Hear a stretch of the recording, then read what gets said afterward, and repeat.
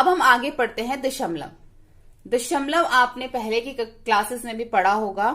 Point वाले जो संख्याएं होती है हम उसको कैसे रीड आउट करते हैं। देखो यहां पर जो है जितनी भी संख्याएं लिखी हुई हैं ये सब क्या है, दशमलव में है। सबके अंदर बिंदु लगा हुआ है, सबके अंदर पॉइंट लगा हुआ है। तो सबसे पहले हम ये देख लेते हैं कि हमको अगर इसमें देखना हो कि कौन सी संख्या बड़ी है और कौन सी संख्या छोटी है दशमलव के अंदर, तो हम वो कैसे चेक करते हैं। ये हमने क्लास 6 में भी किया था। सबसे पहले जो है हम पहली संख्या देख लेते हैं। यहाँ पे 4 दे रखा है और यहाँ पे 2 दे रखा है। हमें पहली संख्या देखते ही पता चल गया कि कौन सी बड़ी है। 4 और 2 में से अगर देखें तो कौन सा बड़ा है, 4। तो इट मीन्स 4.5 जो है वो बड़ा है। ठीक है, उसके बाद हम देखते हैं यहाँ पे भी 5 दे रखा है और यहाँ पे भी 5 दे रखा है, ये दोनों सेम है तो हम आगे बढ़ेंगे। उसके बाद दशमलव दे रखा है, उसके बाद हमें इधर 7 दे रखा है और इधर 2 दे रखा है। तो 7 और 2 में से कौन सा बड़ा है, 7 बड़ा है। तो 5.7 जो है वो बड़ा है। उसके बाद हमें इधर 0 दे रखा है, इधर भी 0, दोनों सेम है। उसके बाद दशमलव दे रखा है। उसके बाद अब इधर जो है हमें कुछ नहीं दे रखा और इधर हमें 0 दे रखा है। ठीक है, और इधर हमें 4 दे रखा है। अब यहां पर जो है 0 है और इधर जो है वो 4 है, यानी कि 0 के जो पहले दोनों 0 हैं, फिर दशमलव है। अब दशमलव के बाद 4 है, यहाँ पे दशमलव के बाद 0 है। तो कौन सा बड़ा है 4 और 0 में से, 4 बड़ा है, तो ये बड़ा है। ऐसे यहाँ पर हमें 20 दे रखा है और यहाँ पे 20.5 दे रखा है। तो हम यहाँ पे 1 दशमलव लगा के 0 लगा लेंगे ताकि दोनों सेम बन जाए। ठीक है, अब यहाँ पे 2, इधर भी 2, इधर 0, इधर भी 0, इधर दशमलव, इधर दशमलव। अब यहाँ पे 0 है, यहाँ पे 5, तो 20.5 जो है वो बड़ा हो गया। ठीक है, दशमलव के अंदर हम इस तरीके से जो है एक दूसरे का कंपैरिजन करते हैं, एक एक संख्या देख के। आगे देख, अब हम देखेंगे कि जो दशमलव वाली संख्या हम उसको कैसे पढ़ते हैं, उसका हम विस्तारित जो है किस तरीके से करते हैं, यानी कि उसको एक्सपेंडेड फॉर्म में कैसे लिखते हैं। हमारे पास जब मान लो यहाँ पे एक संख्या दे रखी है 432.1 ये संख्या में दे रखी है।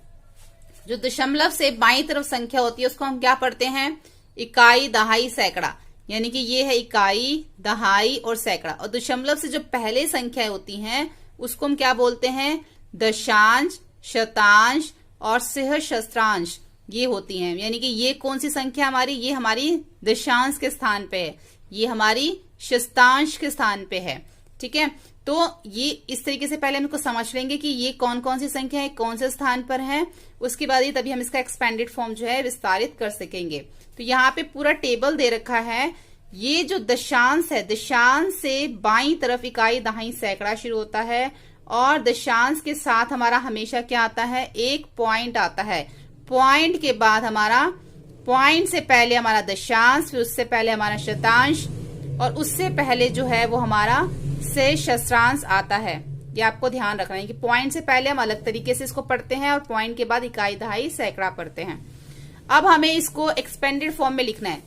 जैसे कि हमें ये संख्या यहाँ पे दे रखी है, तो दशमलव से बाईं तरफ क्या है, 3, 5, 2, तो हम उसको क्या लिखेंगे, 5 हमारा कौन सी स्थान पर है, ये हमारा सैकड़े के स्थान पे। 2 को 100 से गुणा करेंगे, सैकड़ा है तो कितना हो जाएगा, 200। फिर जमा, फिर 5 हमारा कौन से स्थान पर है, दहाई के स्थान पे, तो 5 को 10 से गुणा करेंगे तो 50। 3 हमारा इकाई के स्थान पर है। अब उसके बाद हमारा क्या आ जाएगा, उसके बाद हमारा है दशमलव। अब दशमलव से जो पहले संख्या है हमें दाईं तरफ दे रखी है उसको हम कैसे लिखेंगे, 4/10 जमा 1/100 जमा 7/1000, क्योंकि 4 हमारे कौन से स्थान पर है, दशांश के स्थान पर है, 1 हमारा शतांश के स्थान पर है और 7 हमारा सहस्त्रांश के स्थान पर है। तो हम इसको पूरी तरह से अगर हम लिखें तो हम इसको इस तरीके से लिखेंगे। पहले लिखेंगे हम 200 जमा 50 जमा 3, फिर जमा का साइन, फिर हमारा दशांश शुरू हो जाएगा 4/10 जमा 1/100 जमा 7/1000। इस तरीके से हम इसको विस्तारित रूप में जो है वो लिखते हैं। ठीक है, आगे देखते हैं।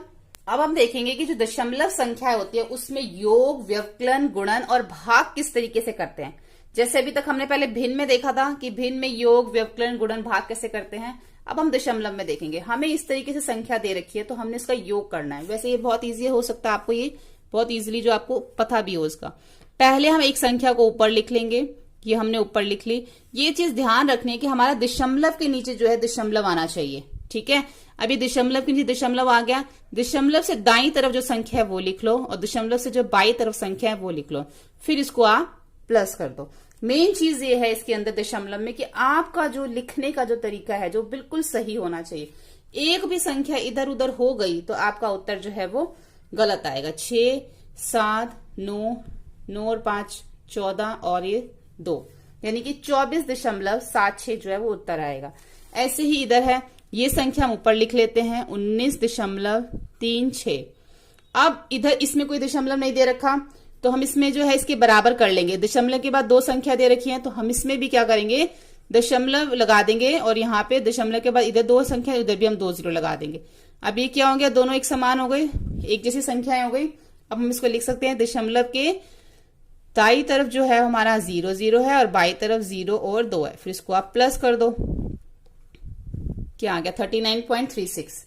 ठीक है, इस तरीके से आपने करना है। ऐसे ही व्यवकलन में करना है सेम। व्यवकलन में ध्यान रखना बड़ी संख्या जो है वो ऊपर आएगी, ठीक है। अब इसमें दशमलव से पहले 29 दे रखा है, दशमलव से पहले यहाँ 4, तो 29 वाली संख्या जो है वो ऊपर आएगी, ठीक है। अब दशमलव के जो बाईं तरफ 4 है और दाईं तरफ 5 और 6 है, तो इसको हम क्या कर लेंगे, माइनस कर देंगे अब, ठीक है। अब इसको माइनस कर लेना।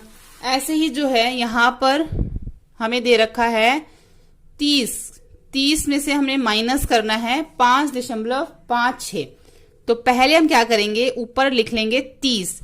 अब पहले हम दोनों की संख्याओं को बराबर कर लेंगे। यहां पर सिर्फ 30 दे रखा है, 5.56, तो हम क्या करेंगे 30 के बाद 2 0 लगा के इसको इसके एक समान बना लेंगे, फिर इसमें से माइनस कर देंगे 5.56 को, तो 30 हमारा ऊपर आ गया, 0.0005.56, दशमलव के नीचे दशमलव आना चाहिए, ठीक है। फिर हम इसको माइनस कर लेंगे। उसके बाद जब हम गुणा करते हैं दशमलव के अंदर तो वो किस तरीके से करते हैं, जब हम गुणा करते हैं हमें यहाँ पे 2 दशमलव वाली संख्या दे रखी है, हमें इसे गुणा करना है 0.2, 0.3, तो हम क्या करेंगे, सबसे पहले दशमलव को हटाएंगे। दशमलव को हटाया तो हमने यहाँ लिख दिया 2/10, क्योंकि दशमलव से पहले एक संख्या थी तो 1 0 आएगी, यहाँ पे भी दशमलव से पहले एक संख्या तो 1 0 आएगी। अब हम क्या करेंगे, 3 को 2 से गुणा कर देंगे 6, 10 को 10 से करेंगे तो 100 आ जाएगा। अब यहाँ पर नीचे कितनी 0 हैं, 2 0 हैं, तो ऊपर भी हमारी 2 संख्या के बाद दशमलव लग जाएगा। तो हम क्या करेंगे, हमारे पास अभी एक संख्या है तो पहले हम इसको 2 संख्या कैसे बनाएंगे, 6 से पहले हम 1 0 लगाएंगे तो ये 2 संख्या बन गई, उससे पहले एक दशमलव लगा के 0 लगाएंगे तो हमारा उत्तर आएगा 0.06। आप इस तरीके से भी कर सकते हो, नहीं तो आप इसको दशमलव हटा के जो है गुणा कर लीजिए। 3 दूनी 6, इसको करेंगे 0, 0 को 2 से करेंगे 0 0, 6 0 0। अब हमें क्या करना है, आप ऐसे भी गुणा कर सकते हो दशमलव को हटा के। अब यहाँ पे एक संख्या के बाद दशमलव है, यहाँ पे भी एक संख्या के बाद है, तो दोनों का जो 1 1 है उसको हम 1 ये और 1 ये, तो अब हमारा 2 संख्या के बाद दशमलव आएगा, यानी कि यहाँ, यानी दोनों में जो आंसर है वो सेम आ रहा है। एक संख्या के बाद दशमलव है तो अब हमारा 2 के बाद है, क्योंकि एक इसका और एक इसका 2 के बाद, तो चाहे आप इस तरीके से करो चाहे आप इस तरीके, दोनों तरीके से सही है। अब हम आगे देखते हैं, आगे है अब हमें दशमलव को पूर्ण से जो है गुणा करना, पूर्ण संख्या से। 3 गुणा 3/5, तो 3 का 3 रहेगा, यहां से हम दशमलव हटाएंगे और 35/10 हो जाएगा, क्योंकि एक दशमलव से पहले हमारी एक संख्या है तो 1 0, 35 को 3 से गुणा करेंगे 105, 10 का 10 आ जाएगा। अब नीचे 1 0 है तो ऊपर एक संख्या के बाद दशमलव हमने यहाँ लगा दिया। नहीं तो आप सीधा क्या कर सकते हो, दशमलव को हटा के 35 और 3 को गुणा करोगे तो आपका 105 ही आएगा। अब आपका यहाँ पे एक संख्या के बाद क्या है, दशमलव, तो यहाँ पे भी एक संख्या के बाद दशमलव लगा दो, ठीक है। ऐसे ही यहाँ पे करेंगे हम, यहाँ पे 2 संख्या के बाद दशमलव है तो दशमलव को हटा के नीचे 2 0 लगा देंगे, 10 का 10 आ जाएगा। अब 0 से 0 हमारा कट हो जाएगा, तो क्या बचा, 176 अपॉन में 10 बचा, 176/10। नीचे एक जीरो है तो ऊपर एक संख्या के बाद दशमलव लग जाएगा। अब ऐसे ही जो है आप इसको इस तरीके से भी कर सकते हो, सीधा जो है आप इसको गुणा कर लो, दशमलव को हटा के। अगर मैं 176 को 10 से गुणा करती हूं तो क्या आएगा मेरा 1760 आंसर आएगा जब इसको पूरा गुणा करूंगी। अब यहाँ पे दो संख्या के बाद जो था, अच्छा इसको हम दो संख्या के बाद हमारा है इसमें दो संख्या के बाद हमारा क्या है इसमें दशमलव, तो हम इसको दो संख्या के बाद लगाएंगे तो ये वाली संख्या के जो दशमलव से पहले जीरो इसकी कोई वैल्यू नहीं होती तो हम इसको 17.6 लिख देंगे। ठीक है, ऐसे भी लिख सकते हैं। एक तरीका और है, जब भी हम किसी संख्या को गुणा करते हैं, जब भी हम दशमलव वाली संख्या को हम 10 से 100 से 1000 से जब गुणा करते हैं तो एक और तरीका है, हम उसमें क्या करते हैं, अगर एक जीरो है तो हमारा जो दशमलव है एक दशमलव यानी कि एक संख्या से आगे चला जाता है। जैसे कि यहाँ पे क्या था, 0 से पहले 7 था तो ये हमारा जो दशमलव है वो एक संख्या आगे हो जाएगा, यानी कि दाईं तरफ वो आगे हो जाएगा जब हम गुणा करते हैं। ये चीज आपको याद रखनी है। अब पहले 7 से पहले था तो अब 7 से पहले नहीं, अब 6 से पहले, इनकी जो दशमलव था एक संख्या आगे चला गया।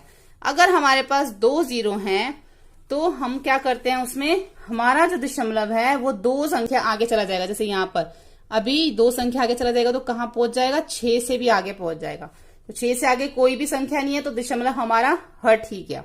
ठीक है, एक एग्जाम्पल और बताती हूँ। जैसे कि हमारे पास लिखा हुआ है 5 3, यहाँ पे दशमलव है 3 2 7। अब इसको गुणा करना है 100 से, तो क्या करेंगे, हमारा जो दशमलव है वो दो संख्या, दो जीरो है तो वो दो संख्या आगे पहुंच जाएगा।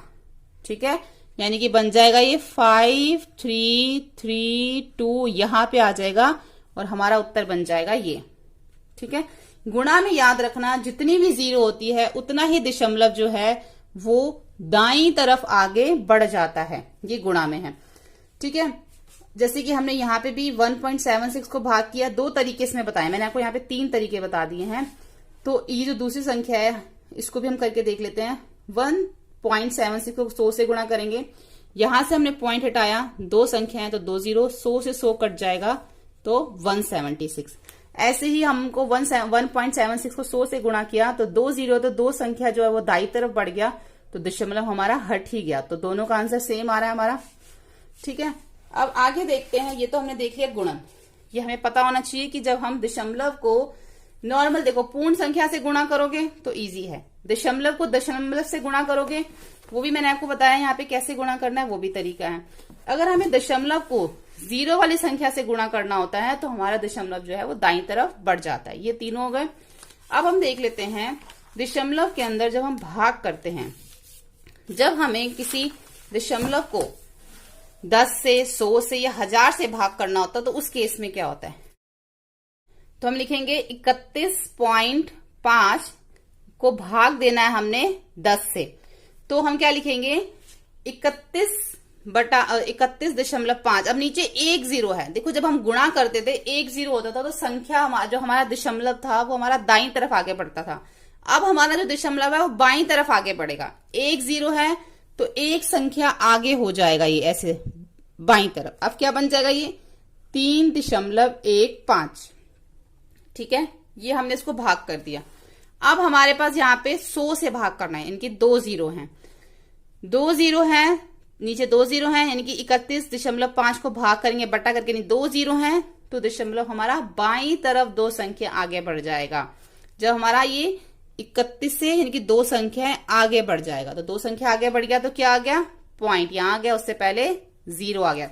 देखो जब मैंने आपको गुणन में बताया था ना कि हमारे पास संख्या थी 176 और जो दो संख्या हमारा दाई तरफ आगे बढ़ा था तो यहाँ पे पॉइंट आ रहा था, तो वो हमारा पॉइंट से पहले हमें जीरो लगाना पड़ता, तो पॉइंट से पहले जो जीरो इसकी कोई वैल्यू नहीं होती इसलिए हमने वो पॉइंट लगाया नहीं था, जीरो भी नहीं लगाया था। लेकिन यहां पर जो है हमारा दो संख्या आगे बढ़ गया तो हम इस पॉइंट को हटा नहीं सकते क्योंकि इसकी वैल्यू होती है। अब इस पॉइंट जो हमारा जो पॉइंट दो संख्या बाई तरफ आगे बढ़ गया वो हम पॉइंट भी लगाएंगे और उससे पहले हमें जीरो भी लगाना होगा, तो ये बन जाएगा 0.315।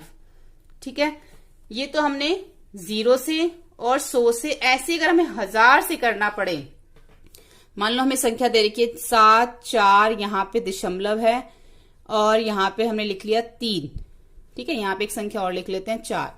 अब हमें इसे भाग देना है 1000 से, तो हम क्या करेंगे 4, 7, 4.3 बटा में 1000 आ जाएगा। अब नीचे 3 0 हैं तो 3 संख्या आगे हमारा बाईं तरफ दशमलव, ये 3 संख्या आगे चला जाएगा। तो क्या बन जाएगा, ये यहाँ पे 3 संख्या आगे हो गया 4, 7, 4, 3, यहाँ दशमलव 3 संख्या आ गया, उसके पहले 0। तो ये हम इसको भाग करके हमारा ये उत्तर आएगा, ठीक है। ये तो अभी तक हमने 10 से 100 से 1000 से देखा। अब हम दशमलव को किसी पूर्ण संख्या से भाग देते हैं तो कैसे होता है। 6.4 को हमें भाग करना है 2 से, तो दशमलव कितना है, एक संख्या से, एक संख्या के बाद दशमलव है तो हम नीचे भी 1 0 लगाएंगे, ये हमारा दशमलव हट जाएगा, बटा में 10 आ जाएगा, 1 0 आ जाएगी। अब हम इसको जो है 2 के नीचे भी 1 लगा देंगे, ठीक है। 2 ये 64 बटा 10 भाग करेंगे 2 बटा 1। अब हम इसका क्या करेंगे, व्युत क्रम करेंगे और चिन्ह हमारे बदल जाएंगे। अब भाग हमारा गुणा में बदल जाएगा, 2 बटा 1 का 1 बटा 2 हो जाएगा। अब इसको भाग करेंगे, या चाहे तो अब यहाँ पे भी कटिंग कर सकते हो, 2 और 64 को जो है कट कर सकते हो, तो सीधा आप भाग करने के बाद भी इसको कट कर सकते हो। 2 10 20 और 2 3 6, 2 दूनी 4, 32 बटा 10 आ गया, ठीक है।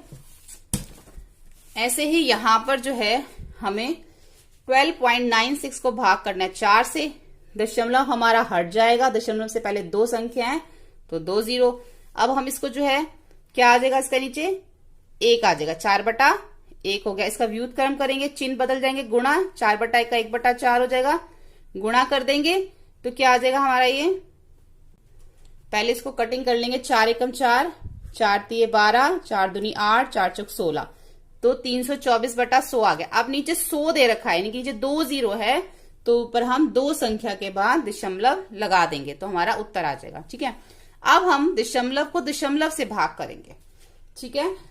25.5 को भाग करना है 0.5 से, तो इसको हम क्या करेंगे, जितनी भी संख्या के बाद दशमलव दे रखा है उतनी 0 नीचे लगा देंगे, दशमलव हम हटा देंगे। यहाँ पे 1 के बाद था तो 1 0, यहाँ पे भी 1 के तो 1 0, ठीक है। अब हम इसको क्या करेंगे, इसकी कटिंग हो जाएगी। यहाँ पे पहले तो व्युत क्रम होगा, 5 बटा 10 का 10 बटा 5 हो जाएगा, 10 से 10 कट जाएगा, 5 एकम 5, 5 5 25, 5 एकम 5 क्या बन गया 51। इसका उत्तर क्या आ गया 51। या फिर आप इसको इस तरीके से, यहाँ पे भी एक और यहाँ पे हमें एक और भाग करना है।